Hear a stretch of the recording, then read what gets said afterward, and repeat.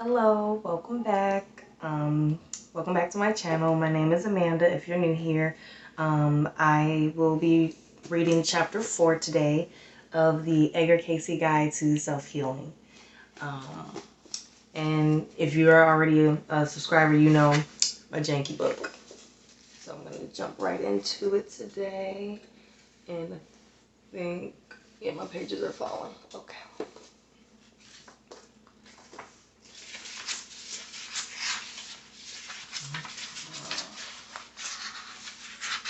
Okay. Chapter 4, The Concept of Being. Now we would like to look at the Cayce teaching on being. Of course, the subject is broad, and so we will have to limit it a bit. That will bring us then to the concepts Cayce brought forth on life, the purpose of man, and the unity of man, since when Cayce expounded on being, he was really speaking about the being of man and the expression of that being, which is life. The healer must consider these teachings, since again, Cayce's methodology cannot be divorced from his philosophy and background. We are not simply discovering a system in the sense of a ritual of healing, rather we are reaching to the principles that brought about one of the most prolific and successful healers of our times. It is to our advantage to explore his teachings inasmuch as they pertain to his healing methods, for without his philosophy, his methods might never have amounted to anything. Cayce often uses the term entities or being in his readings. What is an entity? The entity is that combination of the physical body throughout all its experiences in or through the earth, in or through the universe, and the reactions that have been builded by those various experiences of the spiritual body of an individual. That which is individual. That which is the sum total of all experience. Are all people the same then? Are you, as the healer, and the person you seek to heal one and the same? Asked about twin souls, Cayce answered, that there are identical souls, no. No two leaves of a same tree, no two blades of grass are the same. They are the complement of one to another, yes. Look on the individuality of the individual. Each soul is a universe in itself. From whence do the entities come? What is the source of being, in other words? The entity was in the beginning when the first of the elements were given and the forces were first set in motion that brought about the sphere called the earth plane, when the morning stars sang together and the whispering winds brought the news of the coming of man's indwelling of the spirit of the creator, and he became a living soul. The entity came into being with that multitude. Cayce describes the origin of the being even more fully in the following text. The entity finds itself body, mind, and soul, which answers to the Godhead, Father, Son, and Holy Ghost in the three-dimensional world. God moved and the spirit came into activity. In the moving was brought light and then chaos. In this light came the creation of that which in the earth came to be matter, in the spheres about the earth, space, and time. In patience, it has evolved through those activities until there are the heavens and all the constellations, the stars and the universe as it is known or sought to be known by soul entities in the material plane. Then came materiality as such into the earth through the spirit pushing itself into matter. Spirit became individualized and then became what we recognize in another as individual entities. Spirit, which uses matter, which uses every influence in the earth's environment for the glory of the creative forces, partakes of and is a part of the universal consciousness. As the entity, the individual then applies itself. It becomes aware through patience, through time, through space of its relationship to the Godhead. For in itself it finds body, mind, and soul. As the sun is the builder, so is the mind the builder in the individual entity. Does Cayce believe that the entity is the same as man? Yes, of course, but he does not believe that man was the result of chance. For the entity came not merely by chance, for the earth is a causation world, and in the earth cause and effect are the natural law. And as each soul enters this material plane, it is to meet or give such lessons or truths that others too may gain more knowledge of the purpose for which each soul enters. I'm so sorry I'm crying on camera. I put oil on my face and now it's like getting into my eyes and it's making me cry. Um, then ye as a sole entity in the beginning sought companionship with God, losing that companionship by choice of what would satisfy or gratify merely the material desire. Thus ye as the master enter again and again, coming to fulfill the law that brought that soul into being to be one with him. Cayce, we see, strongly believes in cause and effect, and this is important for the healer to realize. He is not simply daring to heal, but he knows the laws of nature and he respects the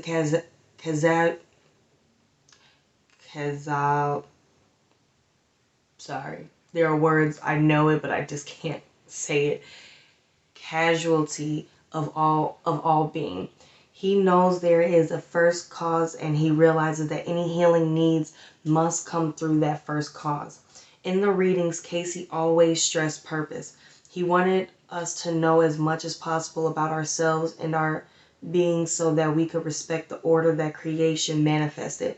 He was not afraid that too much knowledge about our origin and our workings would confuse us. He always opened his life readings by asserting that all the experiences in the earth would not serve us, but that those which directly affected us and were purposeful would be revealed by him. For thyself came not merely by chance, for the earth is a causation world. In the earth, cause and effect are as the natural law. And as each soul enters this material plane, it is to meet or to know the purpose for which each soul enters. Cayce saw the whole of creation and the whole of being as part of a grand plan of the Creator. Purpose and casualty. I feel like I'm really saying that wrong. Causality. I'm just going to say casualty. Abounded in his explanation and understanding of being. It is not by chance that each entity comes into the world, but rather as part of a plan to fill a place which no other soul could fill so well. Each material manifestation is an undertaking by an entity in its attempts to become more attuned to a consciousness of God and to glorify Him in the entity's relationships with other souls. Hence, when the entity enters the earth plane with which we are dealing in the present and which is to be used for each opportunity that is presented for an activity of the mental and soul forces, it is but a period again and again of application either of the universal forces that make for a oneness of activity of the soul, or an activity in what becomes the fruitage thereof as destructive forces or hardships or influences that makes for tempering of the soul for its purposes, its activities, its desires throughout an experience. Understanding the cause and nature of the entity or of being, the logical question arises, what does Cayce teach specifically about men? When the forces of the universe came together upon the waters was the sound of the coming of the sons of God, and the morning stars sang together. Over the face of the waters was the voice of the glory of the coming of the plain for man's dwelling. The earth in its form became a place, and afterwards able to be an abode for the creature called man.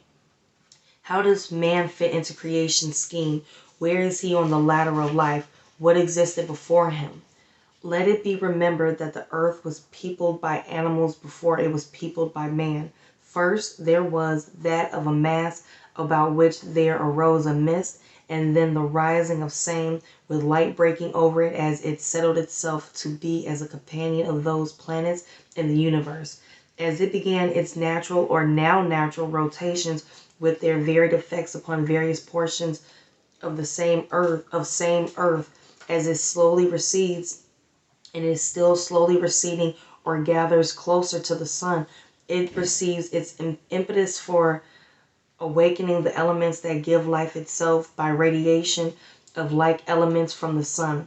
These elements have their attraction and repulsion or animosity and gathering together. This we see throughout all of the kingdom, whether we speak of the heavenly host or of the stars or of the planets. Cayce has an excerpt about the origin of man that is really well worth studying and merits appreciation for its imagery. Man was made as man. There are, as we find, only three of the creations: matter, force, and mind. All flesh is not one flesh, but the developing of one has always remained in the same pattern and only has been developed to meet the needs of man, for whom was made all that was made. Man's evolving has only been the gradual growth upward to the mind of the Maker. Man was made in the beginning as the ruler over those elements which were prepared in the earth plane for his needs. When the plane became such that man was capable of being sustained by the forces and conditions upon the face of the earth, man appeared. And in there is found all that may be found without in the whole earth plane, and other than that, the soul of man is that which makes him above the animal, the vegetable, and the mineral kingdoms of the earth. Man did not descend from the monkey, but he has evolved, renewed from time to time, here a little, there a little, line upon line. Man is man in God's order of creation, which he represents, even as does his Son, who as the representative of the Father took on the form of man, the highest of the creation in the plane, and became for man the element that shows the way, the direction, the life, the water, the vine to the everlasting. All souls were created in the beginning and are finding their way back to whence they came. What is the purpose of man then? According to the readings, he ought to evolve himself onward and upward, striving at all times to incorporate his mind and his spirit with the one complete whole, yet always making sure that his retains an awareness of his own distinct individuality. Cayce believes that this is the sole purpose of life, and that man's lot is simply to become one with his Creator, to once more be worthy and a companion to the Creator. This is why learning healing is so vital, for through it a man fulfills his destiny as co-creator. Cayce feels that we ought to attain Christ consciousness and so realize the oneness of all, and that we should take as much time to do this as necessary. He sees the finite becoming part of the infinite, just as a cell, an atom, or a vibration returns to its source without ever being destroyed. So man returns to his Creator and becomes one with the universal. How can we put ourselves then at the service of God in a more fulfilling way than through self-healing? For healing brings out all of the beautiful talents and powers in a person. How can ye do his bidding, not in mighty deeds of valor, not in the exaltation of thy knowledge or power, but in the gentleness of the things of the Spirit? Wilt thou separate thyself? For there is nothing in earth and heaven and hell that may separate thee from the love of God, of thy brother, save thyself. Then be up and doing that as thou hast met in life those things that would exalt thy personal self. These ye must lose in gentleness and patience. For in patience ye become aware of your soul, your individuality lost in him, your personality shining as that which is motivated by the consciousness of thy Lord and Master. Thus does your destiny lie within yourself and the destiny of the world. Self-healing is a requisite for balance and order in the entire universe, for unless we put our own house in order, we are unable to function and proceed to our destiny. We rebel and make self the goal of our life. Self-healing is a restoration of virtue to our lives and our world, and is a path towards peace of mind. Know that right, justice, mercy, patience is the basis upon which the New World Order must eventually be established before there is peace. Then innately, mentally, and manifestly in prepare self for cooperative measures in all phases of human relations. The question arises as to whether man can even survive without self-healing. Survival of the fittest applies in the animal kingdom, not for man. Let all read history which has survived brute strength or the development towards God. Which survives, the man who studies God and seeks to emulate his forces and powers, or the man who emulates the forces of earth or flesh? This answers itself. If we are worried about the future of our planet, It serves us well to examine our own attitude towards our nature and our purpose. With the advent of the closeness of worlds coming into being, so that man upon the other side of the earth is as much the neighbor as the man next door, more and more have been the turmoils that have arisen in the attempt of individual leaders of groups to induce, force, or compel one portion of the world to think as the other, or the group to dwell together as brethren with one bond of sympathy or one standard for all. With the present conditions then that exist, these have all come to that place in the development of the human family where there must be a reckoning, a point upon which all may agree that of all this turmoil that has arisen from the social life, racial differences, the outlook upon the relationships of man to the creative forces or his God, and his relationships with one another must come to some common basis upon which all may agree. May the entity so conduct its mind, its body, and its purposes then as to be a channel through which such messages may come that are needed for the awakening in the mind of men as to the necessity for returning to the search for their relationship with creative forces or God. Is life a creative energy then? According to the principles of Cayce, life itself in all its forms and phases is indeed a manifestation of that we worship as God taught Cayce. From this premise, we would reason that in the manifestation of all power, force, motion, vibration, that which impels, that which detracts, is in its essence of one force, one source, in its elemental form. From this, we must realize that in everything there is this motion of force. Thus, there are the vibrations of the electrical energies of the body, for life itself is electrical. The concept of creative energy, however, does not detract from Cayce's fundamental belief that when God breathed into man the breath of life, he became a living soul, an individual soul. For he always believes that the Spirit of God is life, whether in a blade of grass or in man. But the soul of man is individual and is immortal, says Cayce. Cayce feels that since living is done on a three-dimensional plane, our senses are limited since they number only 5.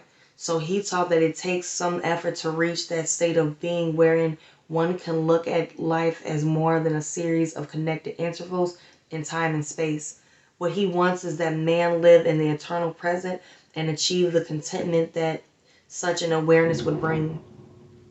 What is time or space when thou art in those influences that make for contentment in thine inner soul? Save those that wander from the knowledge of embracing the moment, for only one at a time lives may be experienced if they are divided as such. But see and know all rather as one. There is no time, it is one time. There is no space, it is one space. There is no force, it is one force. Other than all force in its various phases and applications of force are the emanations of men's endeavors in a material world to exemplify an ideal of a concept of the creative energy or God, of which the individual is such a part that the thoughts even of the individual may become crimes or miracles. For thoughts are deeds and implied in the sense that these are in accord with those principles as given, that what one meets must be met again. That which one applies will be applied again and again until that oneness, time, space, force, or the own individual is one with the whole, not the whole with such a portion of the whole as to be equal with the whole. Obviously, then, as a being, we are here to learn and to discover. When someone asked Cayce if he had learned the lessons that life was supposed to teach, he responded, "Life and truth and understanding are our growth. As we apply the lessons we learn in our dealings with our fellow man, do we indeed as entities and souls comprehend their full meaning? Hence this experience is as a growth, as an unfoldment, even as the lotus that ye adopted as a portion of the service of those in the temple beautiful. Unfold, the seeds come after, seek and ye shall not know, knock and it will be open."